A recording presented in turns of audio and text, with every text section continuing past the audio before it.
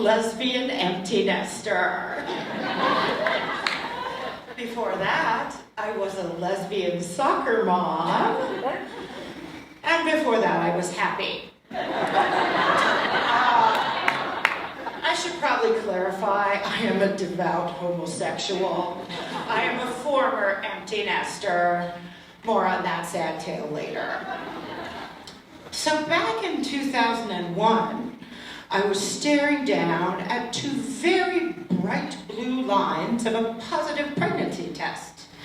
My wonderful partner, Susan, of 8 years at that time, and I were over the moon because after 5 rounds of IVF, we had decided that was it. And just 2 weeks earlier, the doctor had implanted 3 embryos in me. Now, one of those embryos, the doctor did pull me aside, and he told me it was the very best embryo I ever made. You want to talk about an expensive egg? That was some Erewhon shit, you guys.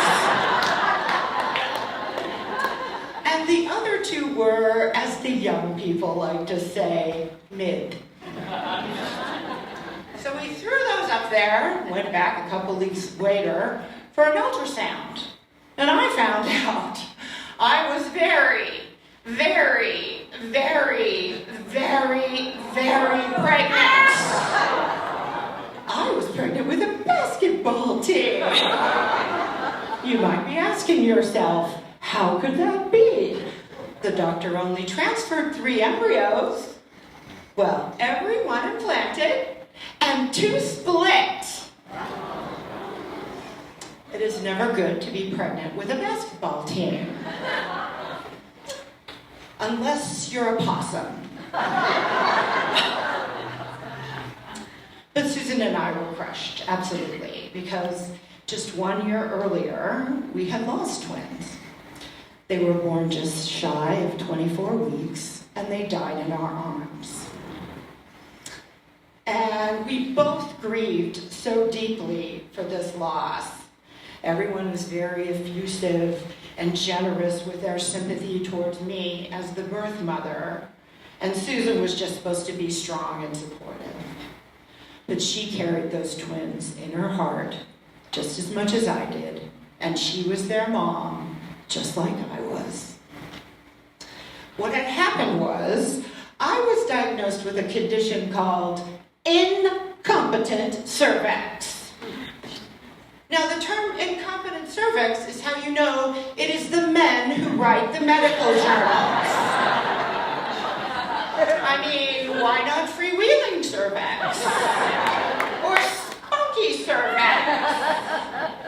I demand a rebrand. Yeah. Henceforth, erectile dysfunction shall be known as incompetent dick.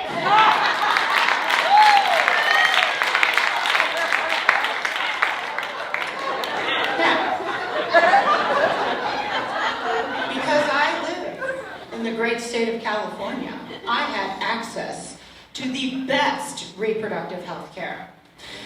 Susan and I had some really tremendously difficult conversations, and ultimately she took me by the hand, and we really knew what we had to do.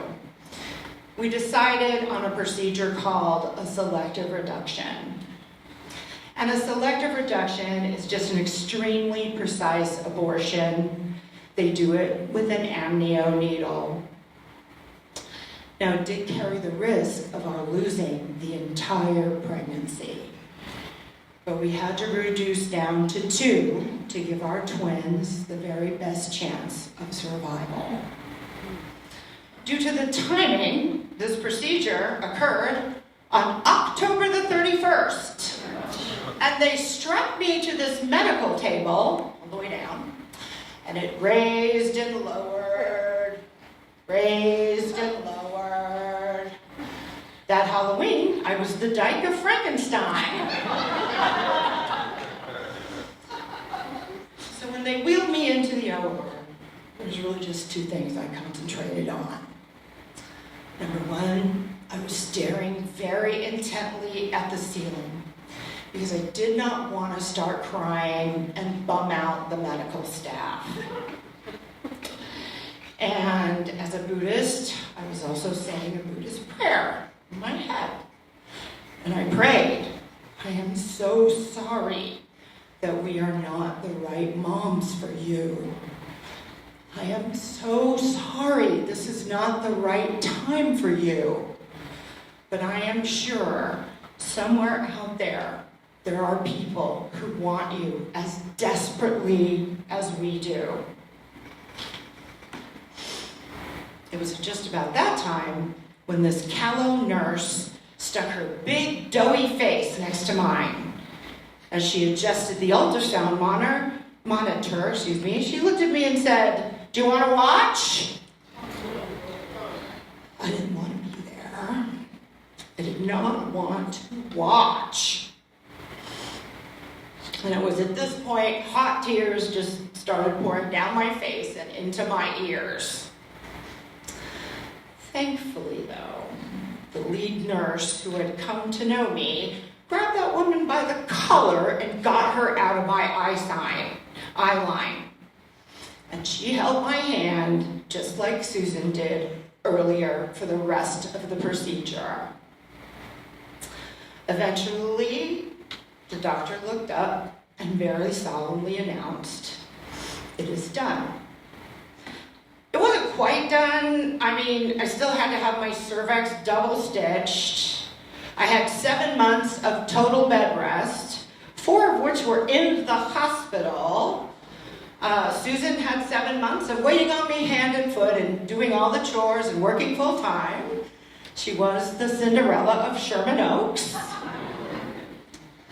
But in the end, you guys, it's true. Susan and I ended up with $1 million in medical debt and 2 pretty healthy bruisers. Now, not for 1 millisecond have I ever regretted our decision. We have a family, perhaps not unlike yours. As a matter of fact, I'm very happy to report that our boys went through the entire Burbank Vikings football program. And we still have many friends, in the area today as a result of all those great memories. And I am proud of my family. Susan and I have been together for 32 years. My twin sons, Kenji and Tadashi, just graduated from college. Yes. And one of them graduated cum laude. That means with honors. And the other one graduated al dente. That means by the skin of his goddamn teeth.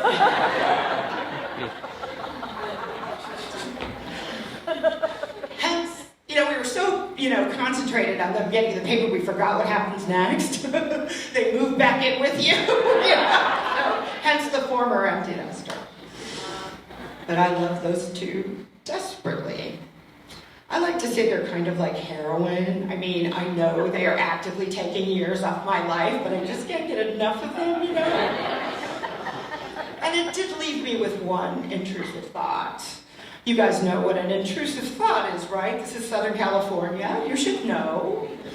And that thought is, I don't know if the doctor left the best 2 in there. They're not even gay, for Christ's sake.